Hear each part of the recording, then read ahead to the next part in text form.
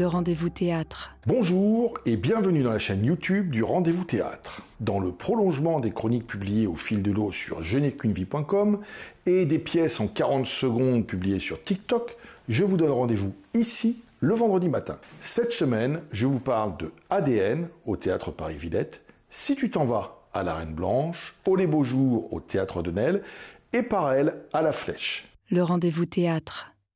ADN reprend au Théâtre Paris-Villette. C'était un de nos coups de cœur du début de l'année. Ça commence comme la chronique d'un harcèlement ordinaire qui dérape. Oui, qui dégénère en fait. On est dans un lycée, entre forêt et autoroute. Un groupe d'ados s'est acharné sur l'un d'entre eux. Il est mort. Qu'est-ce qu'ils vont faire? Ils inventent une histoire. Ils l'ont trop bien inventée. Un homme est accusé de meurtre. Qu'est-ce qu'ils doivent faire? L'histoire rebondira encore une fois. Dennis Kelly situe l'action dans un collège UP de Londres. Marie Mahé a ramené le texte à l'os. Elle l'adapte pour un petit groupe dans un univers de banlieue. Très vite, la violence physique devient morale. On ne parle pas d'une jeunesse lointaine ou oubliée. On parle de ce qui fait l'humain quand il est en groupe. Coincé entre ses ancêtres, le chimpanzé violent, le bonobo sociable. Tout est là. Le leader qui décide sans se salir les mains. L'éminence grise, l'exécutant. C'est l'expérience de Milgram. C'est le dilemme du tramway. La mise en scène de Marie Mahé va à l'essentiel. Elle installe la tension dès les premières secondes et la renforce. Pas le temps pour le spectateur de reprendre son souffle. Sans parler de la lumière. Diaboliquement efficace. Sur scène, Tigran Mekhitaryan, en chef de bande, sa place naturelle. Maxime Bouteraon, lui, suivait son regard. Léa Luce Busato, son flot reflète la rectitude de sa morale. Marie Mahé, exécutante glaçante, ils sont tous excellents. Un vrai sujet, un texte fort ramené à l'os, un parti pris tenu, une distribution maîtrisée. Marie Mahé signe là une très belle adaptation du texte de Dennis Kelly, la chronique d'un harcèlement ordinaire qui devient une analyse au scalpel du fonctionnement des groupes, une réflexion sur ce qui peut faire notre humanité.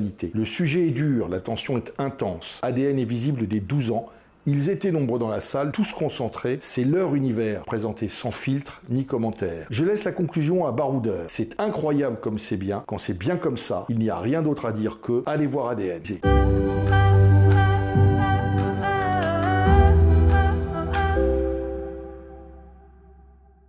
Si tu t'en vas, dans la grande salle de la Reine Blanche, ça se passe dans le réfectoire d'un lycée en fin d'après-midi. Nathan vient saluer une dernière fois Madame Augier. Il a décidé d'abandonner ses études pour se lancer dans un business de vente en ligne de sneakers. Elle va essayer de le retenir sans succès. Pendant la pièce, j'ai cru qu'un transfert affectif s'était installé entre Nathan et Madame Augier, qu'elle était un parent de substitution qui a peur que l'oisillon prenne son envol. On parle de sa relation avec son père, une vraie intimité s'installe entre eux, surtout dans la seconde partie de la pièce. La nuit passée dessus, pas du tout. Madame Augier est une bonne prof, une vraie prof, de ces profs de lycée qui savent ce que signifiait faire ses humanités. Elle enseigne une matière, elle prépare un jeune homme à vivre hors de son cocon. Loin d'avoir peur, elle vérifie qu'il est prêt. Alors elle creuse et trouve la réponse dans ses réactions. Elle a bien fait son boulot. Pierre Bidard et Kelly Rivière, qui est aussi l'autrice du texte, défendent admirablement cette pièce qui va chercher l'os du rôle de l'enseignant, sa mission, sa place dans l'institution. La mise en scène de Philippe Baronnet me paraîtrait plus adaptée à des salles plus intimistes. Un mot sur la lumière, un clair-obscur pour ce moment crépusculaire qu'on appelle entre chien et loup, l'heure où on ne distingue plus le chien du loup. Et c'est bien de ça qu'il s'agit. Est-ce que Nathan est prêt? Est-ce qu'il est un loup qui va survivre ou un chien qui va se faire croquer? Vous verrez la réponse sur l'écran d'un smartphone à la fin de la pièce.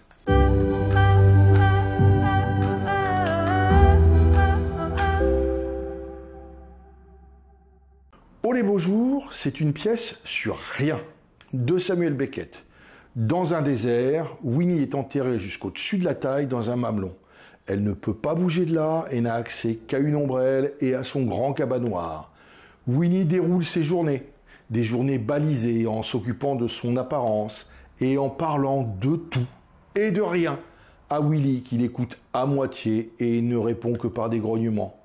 Plus tard, elle sera enterrée jusqu'au cou et ne pourra plus que parler. C'est un quasi-monologue, un babillage hypnotique, une mélopée autant qu'une lamentation. C'est surtout un miroir tendu au spectateur Il peut y voir ce qu'il lui présente. J'avais déjà vu Véronique Boulanger dans le rôle en février 2020. J'avais été sensible à ces mots sur la relation qui lie Winnie à Willy. Cette fois-ci, je suis parti sur les traces de l'âge qui avance, sur ces personnes égocentrées qui ont besoin de savoir qu'il y a quelqu'un pour les entendre, pour les voir. Il ne s'agit pas de les écouter ou de les regarder, juste qu'elles soient assurées qu'elles sont le centre de l'univers. La salle voûtée du théâtre de Nesle donne une belle profondeur à la pièce. Elle crée aussi un rapport intimiste avec le spectateur. Véronique Boulanger incarne Winnie avec talent, sans excès, sans exubérance, avec une belle musicalité dans la voix. Pour Willy, c'est Jérôme King. Pour jouer la pièce, Beckett voulait une actrice, la cinquantaine, de Borette, blonde de préférence, grassouillette, à la poitrine plantureuse. On a vu plus féministe dans la description. On était en 1961. Véronique Boulanger excelle dans l'exercice. C'est un plaisir de la voir maîtriser le texte de Beckett. On savoure les « Oh le beau jour »,« Oh le vieux style » qui ponctuent la pièce. Une belle version de « Oh les beaux jours », allez vous voir dans son miroir au théâtre de Nesle.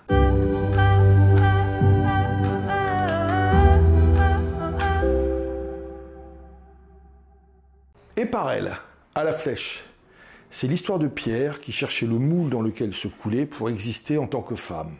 Et pour ça, elle a posé la question à 8 femmes de son entourage. Oui, Pierre, elle, on est en 2020. Je dis chercher parce que Pierre a trouvé la réponse. Ça, c'est l'actrice qui nous l'explique en entrant en scène. Pierre a écrit un livre pour raconter sa quête, et là, nous, les spectateurs, sommes venus assister à une conférence qu'elle donne. Pierre. Et maintenant, elle va jouer, l'actrice. Le texte de Camille Léon Fucien est construit comme un livre de développement personnel. Introduction, exposé de cas, conclusion. Il y a la même forme de naïveté réfléchissante et la même impression feel good à la fin. Camille Léon Fucien signe également la mise en scène, assez rythmée, malgré quelques longueurs et une concession woke ambiant. Sur scène, c'est Hélène Rival. Elle incarne les 10 femmes, les 8 témoins, Pierre et l'actrice, avec une plasticité phénoménale, autant du corps que du visage. On sent qu'elle maîtrise l'art du clown, elle l'utilise quand elle en a besoin, quand elle veut forcer le sentiment d'un spectateur comme le magicien forcerait le choix d'une carte dans un paquet. C'est une pièce qui raconte une conférence. C'est toujours un peu frustrant de ne pas pouvoir ouvrir le dialogue ni objecter. Au-delà de la leçon de vie, bah oui, il n'y a pas de moule, c'est à chacun de prendre sa place. J'y ai trouvé un rappel à l'ordre essentiel sur le champ sémantique de certains mots. Il pense aborder, elle se sent agressée. Il croit que les choses dérapent, il sait qu'elles dégénèrent. On pourrait voir et par elle en triptyque avec L'odeur de la guerre et Méduse dont je vous ai déjà parlé. Un beau spectacle feel good, bien fait et agréable à regarder, c'est à la flèche et par elle.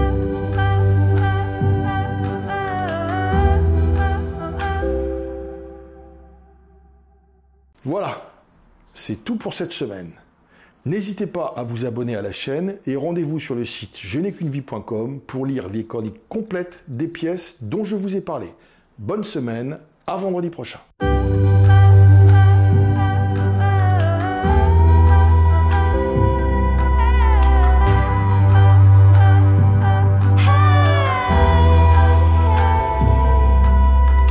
Le rendez-vous théâtre.